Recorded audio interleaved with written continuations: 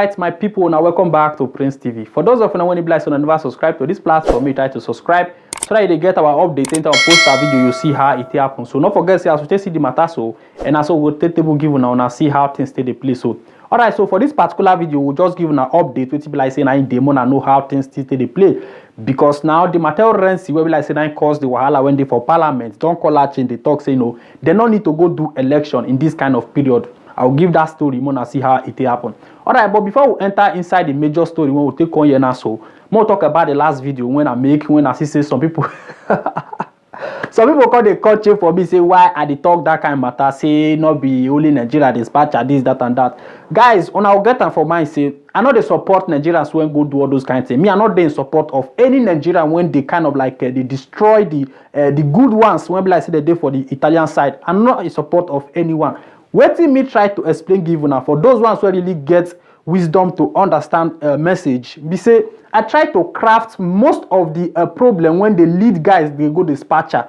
You understand? Now what I try to state for that place, make people really understand why most people they dey frustrated to go into the business of a thing. From that place, if you know what they happen, they get the level, they go up. Now what I try to explain, I'm not there to condemn anybody, say one or two things. And I can see the states say not be only Nigeria as a country, they do all these things for inside this particular Italy or the system, and then that is for sure. And then I stated to you guys that the ones when they see now those ones they go report. You understand? If you go for Milan now, so even today when they talk so like this now, so about 5 Moroccan now they still catch with the dispatcher.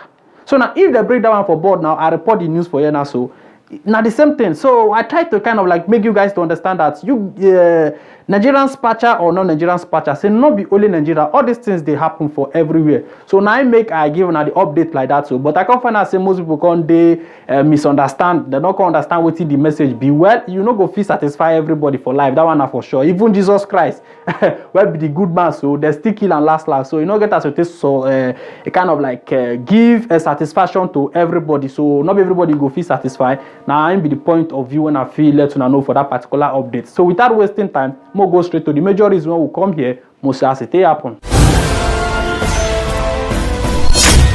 Prince TV. Not be small thing. The Matteo Renzi, when they see so, this man when they see for you now so. In the call check on the talk say the particular election, they know if you go do election in this particular period, they get crazy. When I read the matter, final they say which one all this government they serve, all these ministers. Now you cause the fire where be like say they on now. So you pull out your Italian Viva, your small party come up for Giuseppe Conte side. Make this man go get this down for to face all this problem when they on. Okay, now the president they try to appoint to make election, all those kind of stuff. Then now you they talk say okay fine, they don't need to make election. Matter on one thing, this election or not election, it better say make they appoint somebody for Giuseppe Conte party to continue this issue, because if they go make election, automatically Baba Giorgia Meloni they go come out. Now that one I Matteo Salvini just they want say make they give a chance make go do election. But what make me bring this topic now come now be say this particular Matteo Renzi, this man wanna they see for you now so. Now they cause all this commotion when I say they on now so. Okay, now the president they try to either to decide to go and make election, but the man they say you say they no go do election for inside this kind of period. So for those of you when you be like so never say when they nyandi so patanaso oya chekilele. Quindi andare ad elezioni in questa fase sarebbe un errore per l'Italia e per gli italiani. Rischieremo di perdere l'appuntamento europeo e quindi noi pensiamo che occorra un governo presto. Tamabi. So now so the matter happen for that. So now this man when they talk say they don't need to go do election for inside this kind of period of a pandemic where they say they don't need to go to do election. Say if they go do election now, so the appointment where they go get with the European Union, no government go do go respond to that appointment. So for that reason, they don't need to do election. So you fair no say they don't need to do election, you can't they misbehave anyhow, go to form a problem. Now the thing don't do over them now, so they never know the one what they want to do. So now so it take play now to say let you know. Anyhow where they be, we go still let you know how it they go. So without wasting time, we'll check the other side, we'll see as it happen. Prince TV. The matter not ended, so Giorgia Meloni can still call her change, because they talk one or two things to Giuseppe Conte. Even up to now when you like say the man don't even give the chance, because this Giuseppe Conte of 18, a man will be like say they very very humble. He not even want wahala with anybody. Now make can generally try to resign out of the government. But still yet now, the Giorgia Meloni one at the scene so the movement can they still the kind of like the court chain they give Giuseppe Conte say the government now falito government. Upon say the man not still there on, you still there the kind of like the attacker. For those of you when you be like say, when I never see Giorgia Meloni where for they do all this opatanaso, oh yeah, check L'Italia non si può permettere un governo ancora più debole di quello che ha già.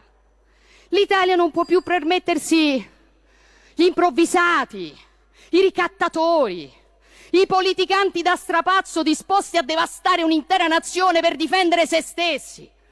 L'Italia ha bisogno di visione, di forza, di coraggio. Ha bisogno di qualcuno che abbia la capacità di indicare la rotta, di dire che sì, il vento è agitato e il mare è in tempesta e qualche volta dovremo stare sotto coperta, ma quei sacrifici alla fine ci porteranno in un porto sicuro e tornerà il sole. Questo non lo può fare lei.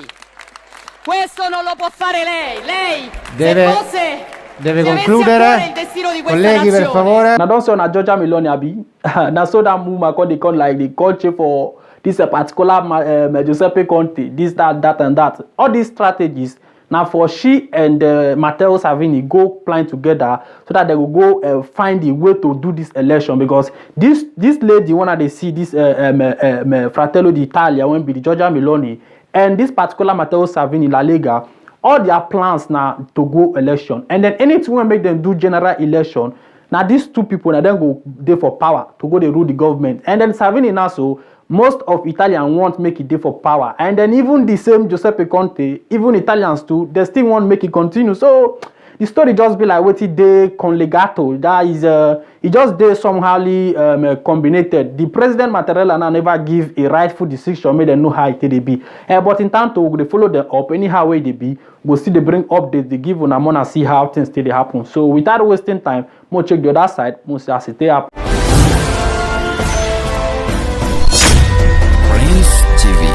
Nigeria not be smart they happen for that side, so you know say the government don't put say no people need to quarantine for 14 days before they go fee do anything, they move for flight, all those kind of stuff issues. So as they be now so now they call the court say like you say they no need to do a quarantine. If you see the way that they protest guy, I not just waste time for now. So I just show now the video more and see how it happen. So these people call the protest say like say they no go quarantine anything. And then if you go check and you really know say Nigeria they just use coronavirus to scam. You not get any corona when they Nigeria like that. So if I thought say corona day, it not be like the one when they here so. But now that they say people need to quarantine first, this, that, and that. For those of you when it be like say I never see where they protest now so oh yeah check it.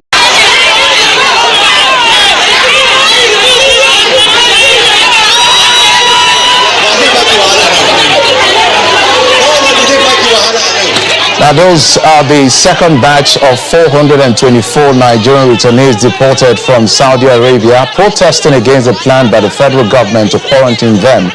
The Ministry of Foreign Affairs had indicated that upon return to the country, they will be quarantined at the FCT Hajj camp for a period of 14 days in line with established COVID-19 protocols.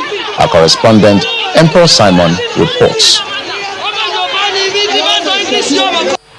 So now so the matter they play there so they're going to protest say they don't need to quarantine all those kind of stuff and normally all those things are just to kind of like stress the citizens, you understand. If Nigeria say they won't really do a better thing, not be that one they will tell say me they not move because in time to the coronavirus in not today like that, you understand. Though they say the coronavirus they but we will not the same because we know they for the countryside and I hear we did hear everything when it be like say they happen but we know say most times now scam that they scam us because our government any small issue where they will take chop money so they go use the opportunity where we take dupe money, you understand. So now so it happen now system let you know. So anything you think about the issue or anything you think about this video make try to keep your comment for the comment section in time to we did there to read everything, know how it did happen. Till next time, I remain your boy Prince TV. Ciao.